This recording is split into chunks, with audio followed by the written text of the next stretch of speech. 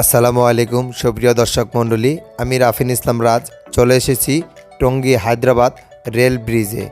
শুনেছি এখানে নাকি নতুন একটি বিনোদন কেন্দ্র তৈরি হয়েছে। তো সেই বিনোদন কেন্দ্রটি দেখার জন্য আমি চলে এসেছি আজ হায়দ্রাবাদ রেল ব্রিজে।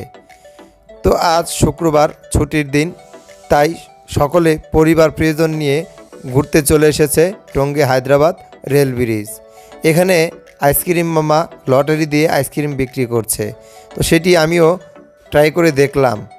এবং এখানে বাচ্চাদের অনেক ধরনের খেলনা সামগ্রী রয়েছে।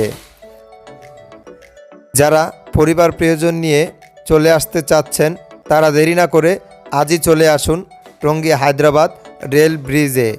এখানে অনেক সুন্দর সুন্দর বিনোদন কেন্দ্র এবং রিসোর্ট রয়েছে।